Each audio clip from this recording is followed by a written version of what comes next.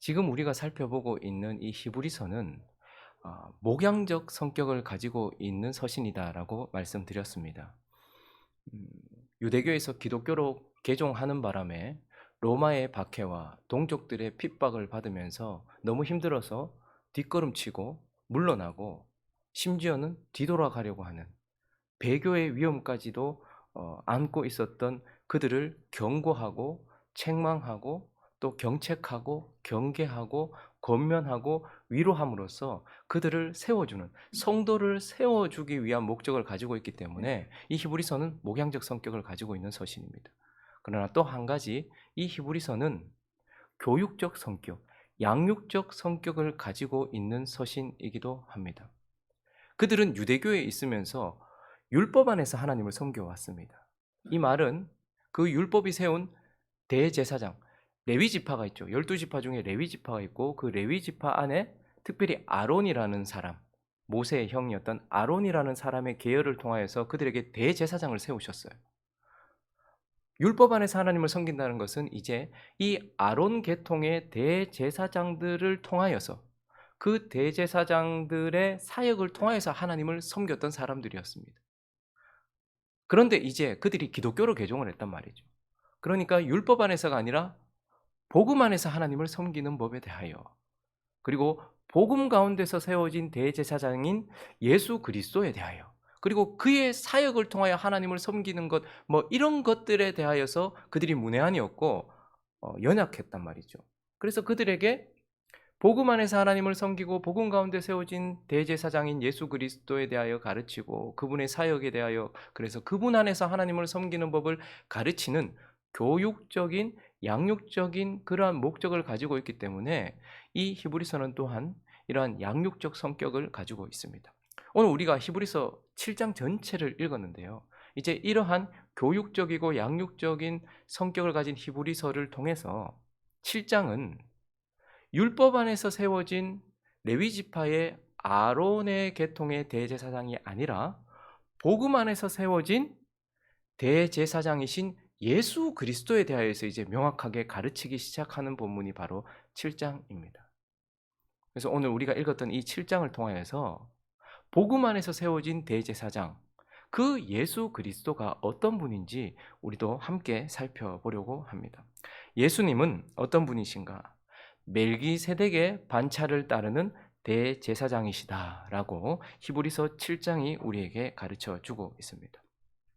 오늘 본문은 예수님을 가르치기 위하여서 한 인물을, 구약에 딱 2번 등장했던 한 인물을, 신비로운 인물을 우리에게 보여주고 있는데 7장 1절 한번 읽어볼까요? 시작. 이 멜기세덱은 살렘 왕이요 지극히 높으신 하나님의 제사장이라 여러 왕을 쳐서 죽이고 돌아오는 아브라함을 만나 복을 빈지라. 믿음의 조상이 처음 만났던 제사장에 대한 이 멜기세덱이라는 이 인물을 우리에게 소개해 주고 있습니다. 그리고 11절에 가보시면 레위 계통의 제사 직분으로 말미암아 온전함을 얻을 수 있었습니다. 자, 유대교에서 율법 안에서 하나님을 섬기던 자들은 어떤 제사장을 보았습니까? 12지파들 중에 하나님께서 어떤 지파? 예배를 위하여 레위 지파를 뽑았고 그 레위 지파 안에서는 어떤 사람? 아론이라는 사람을 뽑았어요. 그래서 율법 안에는 레위 지파 가운데 특별히 아론이라는 사람의 족보를 따라 내려오는 아론의 반차에 있었던 제사장들이 있었습니다. 그래서 레위 계통의 제사 직분으로 말미암아 온전함을 얻을 수 있었으면 백성들이 그 아래서 율법을 받았으니 어찌하여 아론의 반차를 따르지 않고, 근데 또 다른 반차를 따르는 제사장이 있더라는 거예요. 아론의 반차를 따르지 않고, 셋째 줄 읽을까요? 시작. 멜기세덱의 반차를 따르는 다른 한 제사장을 세울 필요가 있느냐? 유대교에서 하나님을 섬기던 자들은 레위 지파 아론의 반차를 따르는 대제사장들을 지금까지 봐왔어요. 그런데 지금 이 히브리서에서는 그 제사장 말고 멜기세덱의 반차를 따르는 또 다른 특별한 제사장을 세웠다라고 하나님이 말씀하시고 이제 17절 읽습니다. 시작. 증언하기를 네가 영원히 멜기세덱의 반차를 따르는 제사장이라 하였도다. 예수는 그래서 멜기세덱의 반차를 따르는 제사장, 대제사장이다라고 말씀하고 있는 것이죠. 그래서 예수를 알기 위해서는 누구를 알아야 되는 것입니까? 멜기세덱을 알아야 돼요. 근데 멜기세덱은 참 신비롭고 비밀스러운 인물이거든요. 구약에 딱 2번 등장합니다. 창세기 14장을 한번 가볼까요? 17절부터 20절까지 읽어보겠습니다. 이때가 언제냐면 그의 조카 롯이 전쟁 가운데서 끌려갔어요. 그런데 아브라함이 318명, 자기가 거느리고 있었던 가신들 318명 데리고 가서 나라와 전쟁을 치루어서 승리하고 수많은 전리품들과 롯까지 구해서 나오는 그런 장면입니다. 그래서 전쟁에 승리하고 돌아올 때에 읽습니다. 시작. 아브라함이 그돌라오멜과 그와 함께한 왕들을 쳐부수고 돌아올 때에 소돔 왕이 사회 골짜기 곧 왕의 골짜기로 나와 그를 영접하였고 살렘 왕 멜기세덱이 떡과 포도주를 가지고 나왔으니 그는 지극히 높으신 하나님의 제사장이었더라. 그가 아브라함에게 축복하여 이르되 천지의 주제이시오 지극히 높으신 하나님이여 아브라함에게 복을 주옵소서. 너희 대적을 네 손에 붙이신 지극히 높으신 하나님을 찬송할지로다 하며 아브라함이 그 얻은 것에서 10분의 1을 멜기세덱에게 주었더라. 딱 여기에서 한번 등장하는데 아브라함이 전쟁에서 돌아왔을 때 떡과 포도주 누가 생각나십니까? 떡과 포도주로 마지막 만찬하셨던 예수님이 떠오르는 그런 인물이죠. 근데 그가 축복했다 이 말이죠. 그 멜기세덱 여기서 한번 나오고요. 시편 110편 4절에 한번 또 등장합니다. 읽어봅니다. 시작. 여호와는 맹세하고 변하지 아니하시리라 이르시기를 너는 멜기세덱의 서열을 따라 영원한 제사장이라 하셨도다. 이제 이 멜기세덱 여기 나오는 멜기세덱에 대하여서 우리는 참 신비에 쌓여있던 인물이기 때문에 잘 몰라요. 그런데 오늘 이 히브리서가 이 멜기세덱에 대하여서 그가 어떤 존재인지 우리에게 어느 정도 가르쳐주고 있습니다. 이 멜기세덱은 어떤 자인가? 2절을 같이 오늘 본문 2절을 읽습니다. 시작. 아브라함이 모든 것의 10분의 1을 그에게 나누어 주니라. 그 이름을 해석하면 먼저는 의의 왕이요 그 다음은 살렘 왕이니 곧 평강의 왕이. 자, 설명하는 동안 계속 좀 띄워놔 주십시오. 아브라함이 11조를 바쳤던 유일한 제사장이 멜기세덱인데 이제 히브리서를 통해서 이 멜기세덱에 대하여 먼저 그 이름이라는 것은 존재를 말하는 것이죠. 그 존재가 어떤 존재냐 해석을 해보면 먼저 그가 의의 왕이다라고 먼저 말해요. 그는 왕이다. 그런데 이 세상에 있는 모든 왕들은 다 힘과 칼과 무기로 나라를 세우고 통치하는 왕이에요. 그런데 저 왕은 어떤 왕이라는 거예요? 공의로 통치하고 공의를 세우는 왕. 사실 공의로 나라를 세울 수 없거든요. 그런데 그는 공의로 나라를 세우는 초월적인 왕이고 그 다음은 또 살렘 왕, 예루살렘. 살렘 왕 곧 샬롬, 평강의 왕이다. 멜기세덱은 공의와 평강으로 나라를 세우고 공의와 평강을 주는 초월적인 이 땅에는 없는 초월적인 왕이다라고 먼저 소개해 주고 있습니다. 그리고 3절은요. 없는 게 참 많아요. 이분이 시작.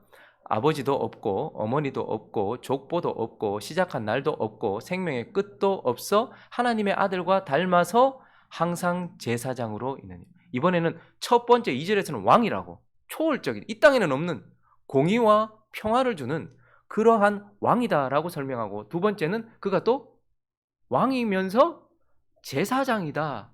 그런데 하나님의 아들과 닮아서 예수님이 멜기세덱을 닮은 것이 아니라 멜기세덱이 예수를 보여주고 있는데 아버지도 없고 어머니도 없고 족보도 없고 시작한 날도 끝도 없다라는 것은 영원하다라는 것이죠.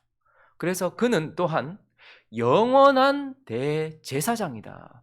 초월적인 왕이면서 영원한 대제사장이 멜기세덱이다라고 말씀하고 있고 그리고 이어지는 4절에서는요. 그는 또 이 사람이 뭐라고 말합니까? 얼마나 높은가 생각해보라. 이 유대인들의 최고 조상 아브라함이 10분의 1, 11조를 바쳤던 그가 얼마나 높은 자인가 생각해보라 라고 이렇게 말하면서 초월적인 왕, 영원한 제사장. 근데 그는 높은 축복자, 특별히 높은 중보자, 가장 높은 중보자다 이렇게 말해요. 그의 높음을 이렇게 표현하고 있는데 이어지는 5절은요. 레위의 아들들. 자, 레위 지파에는 아론이라는 사람을 통하여서 세워진 대제사장들이 있었어요. 그런데 레위의 아들들 가운데 제사장의 직분을 받은 자들은 율법을 따라 아브라함의 허리에서 난 자라도 자기 형제인 백성들에게서 10분의 1을 취하였다. 아브라함의 자손들 전부가 있는데 다 똑같은 급일 것 아닙니까? 아브라함의 조상, 자손들. 그런데 그 중에서 하나님께서 특별히 이 율법을 통하여서 레위 지파의 아론의 반차를 따르는 대제사장들에게는 이 아브라함의 자손들에게서 11조를 받도록 했단 말이에요. 높여주셨단 말이죠. 레위 지파에 있는 이 아론의 반차를 따르는 제사장들은 아브라함의 자손들에게 11조를 받는 자였어요. 그런데요, 6절을 보시면요, 레위 족보에 들지 아니한 멜기세덱은 누구한테요? 아브라함에게서. 아론의 반차를 따르는 제사장들은 아브라함의 자손들에게서 11조를 받았지만 이 멜기세덱은 그 조상인 아브라함에게서 11조를 받은 자다. 그러니까 얼마나 높으냐.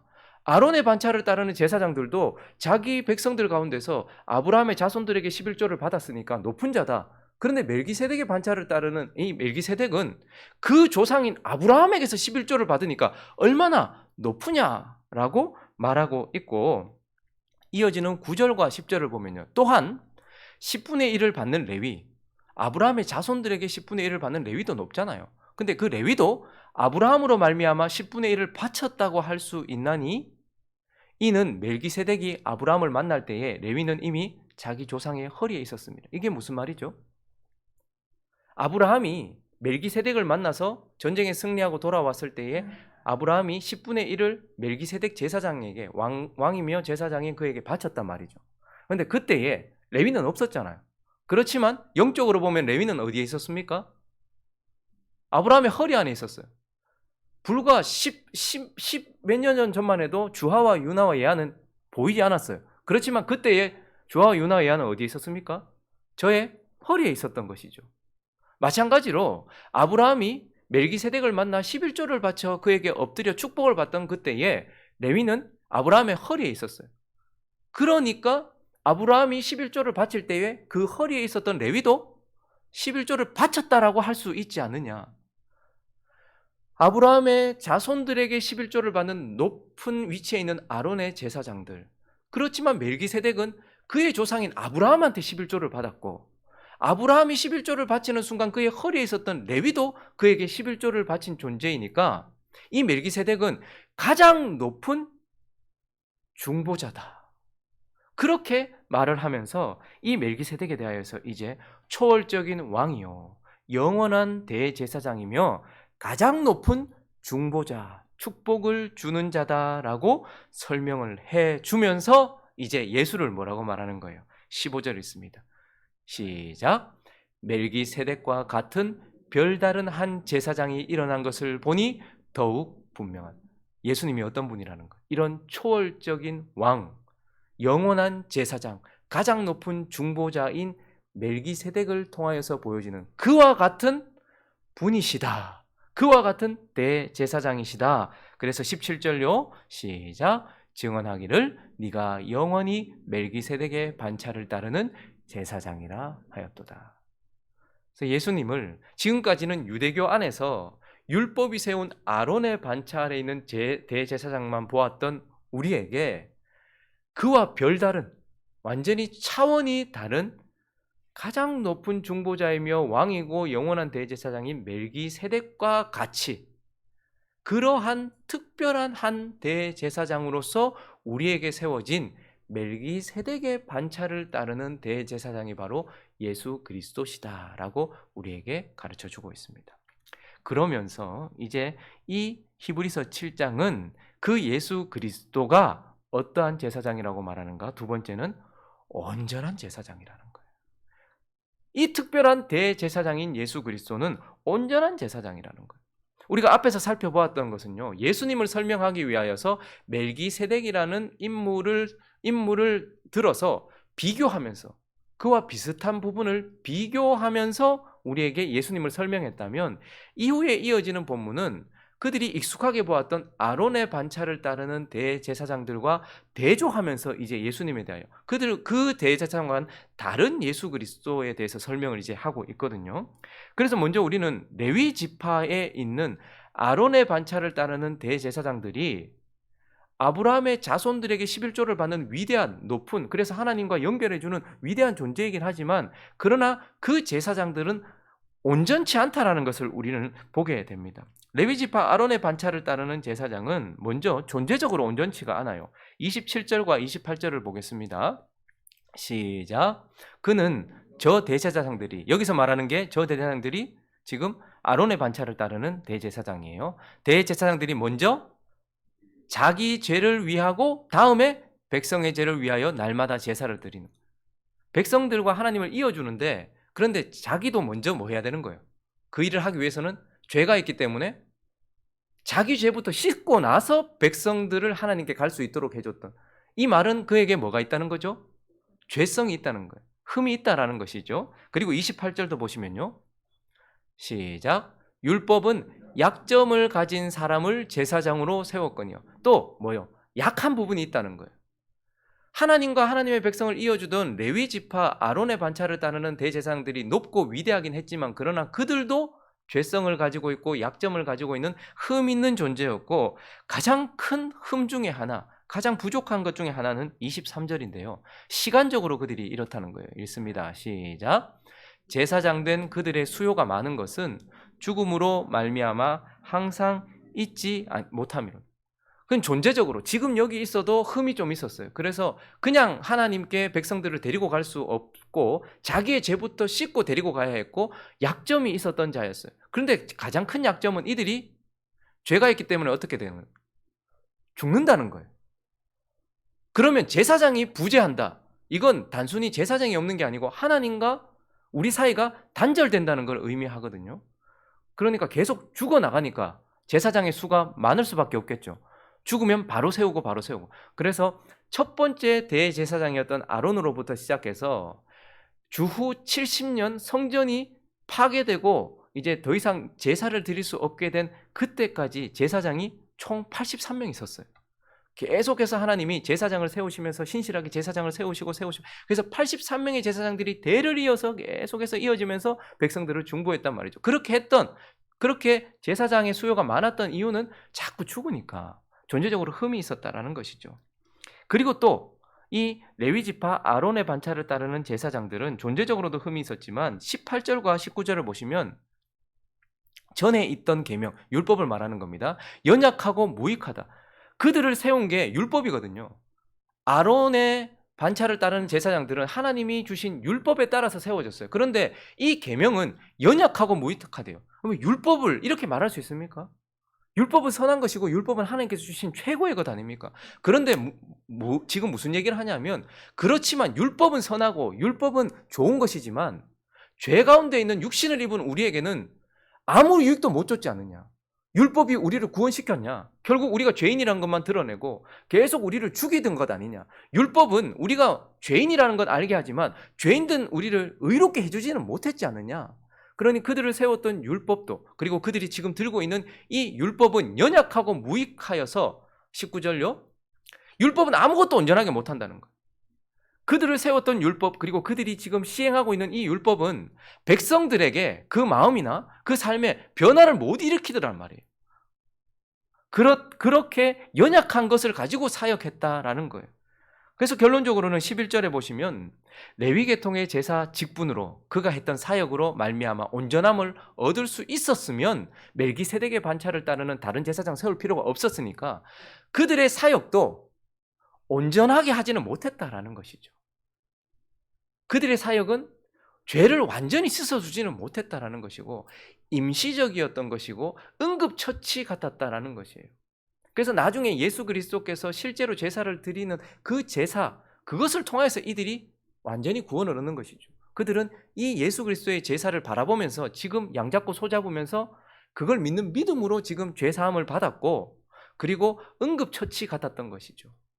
우리가 마치 사람이 지금 위급하여 갑자기 막 쓰러지고 큰일 났어요. 그러면 119를 부릅니다. 그러면 그들이 와서 어떻게 하죠? 구급차를 타고 가는 순간 생명을 유지하기 위해서 응급조치를 하죠. 그러나 이게 다가 아니잖아요.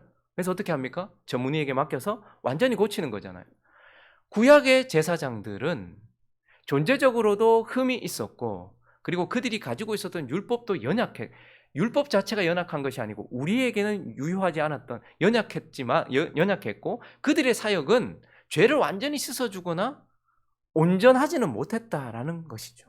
이게 레위 지파 아론의 반차를 따르는 대제사장들의 현실이었습니다. 자, 그런데 이제 오늘 본문은 그것과 대조해서 멜기세덱의 반차를 따르는 예수님은 어떤 분인가? 그 대제사장은 26절을 먼저 읽어봅니다. 시작. 이러한 대제사장은 우리에게 합당하니 거룩하고 악이 없고 더러움이 없고 죄인에게서 떠나 계시고 하늘보다 높이 되시.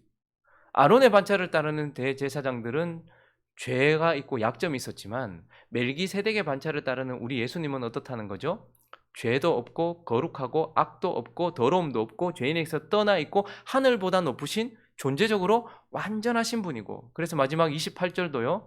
율법은 약점을 가진 사람들을 제사장으로 세웠거니와 율법 후에 하신 맹세의 말씀은 영원히 어떻게 되신?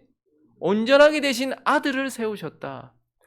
우리에게 있는 멜기세덱의 반차를 따르는 예수님은 온전하신 제사장이다라고 말씀하고 있습니다. 거기다가 시간적으로도요. 24절을 한번 읽어볼까요? 83명의 제사장을 세워야 했던 그들은 누수가 생길 수 있었어요. 그러나 읽습니다. 시작. 예수는 영원히 계심으로 그 제사장 직분도 갈리지 아니한, 그분은 계속해서 시간에 끊어짐 없이 우리를 중보하시는 존재적으로 완전하신 분이다. 그리고 16절을 보면 아론의 반차를 따르는 제사장들이 세워졌던 것은 율법이고 그들이 가지고 있었던 연약한 율법이에요. 그런데 읽습니다. 시작. 예수는, 그는 육신에 속한 한 계명의 법을 따르지 아니하고 오직 불멸의 생명의 능력을 따라 되었으니. 아론의 반차를 따르는 제사장들은 율법에 의해 세워졌어요. 그러나 예수는요, 생명의 능력을 따라 세워졌고, 그래서 그분은 뭘 들고 있는 거예요? 생명을 들고 있는 거예요. 아론의 반차를 따르는 제사장들은 율법을 들고 있었어요. 그런데 그게 육신을 입고 있는 우리에게는 별로 효력이 없었어요. 그런데 예수는요, 생명에 의하여, 생명의 말씀에 의하여 세워졌고 생명의 능력을 가지고서 지금 어떻게 해요? 우리에게 사역을 하고 계시는 거예요. 그래서 살아있는 말씀과 살아계신 성령으로 사역을 하시는 분으로서 25절 마지막으로 읽습니다. 시작. 그러므로 자기를 힘입어 하나님께 나아가는 자들을 온전히 구원하실 수 있으니 이는 그가 항상 살아계셔서 그들을 위하여 간구하십니다. 아론의 반차를 따르는 제사장들은 응급조치만 할 수 있었어요. 그러나 멜기세덱의 반차를 따르는 예수 그리스도는 자신만 온전하신 분이 아니고 자신이 사역하고 있는 저와 여러분을 어떻게 하시는 분요? 온전하게 하시는 분이라는 거예요. 지금도 시간 속에서 공간 속에서 지금도 우리를 온전하게 하시는 대제사장이시다라고 우리에게 설명을 해주고 있는 것입니다. 말씀을 정리하겠습니다. 여러분, 대제사장은요 진짜 중요한 존재거든요. 왜 그렇습니까? 구원받은 하나님의 백성들이 하나님 앞에 존재할 수 있도록 해주는 유일한 존재이기 때문에 그래요. 근데 우리가 자꾸 착각하는 건요, 구약의 백성이든 신약의 백성이든 구원받은 하나님의 백성은 누굴 통해서 하나님 앞에 서 있을 수 있습니까? 오직 대제사장을 통해서만 하나님 앞에 서 있을 수 있어요. 그래서 우리가 지금도 오늘도 여기 존재할 수 있는 이유, 하나님의 백성들이 하나님 앞에 서 있을 수 있는 이유는 유일한 한 가지입니다. 대제사장이 중보하시기 때문에 여기 서 있을 수 있어요. 그런데 우리가 자꾸 착각하는 것 중에 하나는 구약의 백성들만 대제사장을 통해서 하나님과 교제하고 하나님 앞에 서 있다고 생각을 해요. 신약의 백성인 우리도 대제사장을 통해서만 하나님 앞에 서 있어요. 대제사장 제도가 없어진 게 아니고요, 완성되었고 더 초월적인 대제사장을 통해서 우리가 하나님 앞에 서 있단 말이죠. 그러니까 이 대제사장이 얼마나 중요합니까? 끊어지면 하나님과 끊어지기 때문에 83명을 계속 이어서 세워줬던 구약과는 달리 끊어지지 않도록 영원한 대제사장이 있기 때문에 저와 여러분이 오늘 존재하고 있기 때문에 우리가 지금 대제사장이 돼서 우리가 왜 들어야 되노? 근데 대제사장만큼 중요한 게 없어요. 구원받은 하나님의 백성에게서. 그래서 중요하기 때문에 우리는 대제사장 되시는 예수 그리스도에 대해서 배워야 돼. 그리고 유대교에서 아론의 반차를 따르는 대제사장을 통해서 하나님을 섬기던 그들이 예수를 잘 모르는 것만큼 우리도 예수를 잘 모르잖아요. 그렇기 때문에 그들에게 주셨던 이 말씀이 모르는 우리에게 멜기세덱의 반차를 따르는 대제사장이신 예수 그리스도가 어떤지를 알아야 되기 때문에 우리는 이 대제사장이신 예수 그리스도를 계속해서 주목해서 보아야 한다는 것. 그리고요, 다른 이유 없이 예수 그리스도를 사랑하십니까? 그러면 알아야 돼요. 그분이 어떤 반차를 따르는 분이며, 그분은 어떤 일을 하고 계시며, 그분이 지금 어떤 식으로 존재하고 계시며, 그분이 뭘 하시는 분인지. 여러분 궁금하지 않습니까? 저는 연애할 때 제 아내가 누구를 만나는지, 핸드폰에는 누가 저장되어 있는지, 누구하고 어떤 연락을 하는지, 어떤 어린 시절을 보냈는지 너무너무 궁금했거든요. 예수 그리스도에 대해서도 마찬가지입니다. 아유, 그분은 그냥 신이다, 이렇게 하는 것이 아니라 사랑한다면 그분에 대해서 모든 부분을 알고 싶잖아요. 그래서 대제사장인 예수 그리스도에 대하여 우리가 배워야 되고, 이 말씀은 우리에게 유효한 말씀이라는 것. 그런데 이렇게 예수 그리스도를 배우다가 우리가 결국 깨닫는 것은 우리가 얼마나 안전한 존재인지, 우리가 하나님께 얼마나 큰 은혜를 입은 존재인지를 알게 되기 때문에 이 대제사장이신 예수 그리스도에 대하여 배워야 한다라는 것입니다. 이 제사장을 다시 한번 바라보면서 우리가 얼마나 안전하게 하나님 앞에서 복음을 받고 구원을 받고 존재하고 있는지를 깨달아서 이 예수 그리스도를 더 사랑하고 하나님을 더 잘 섬기는 저와 여러분 되시기를 예수 그리스도 이름으로 축원합니다.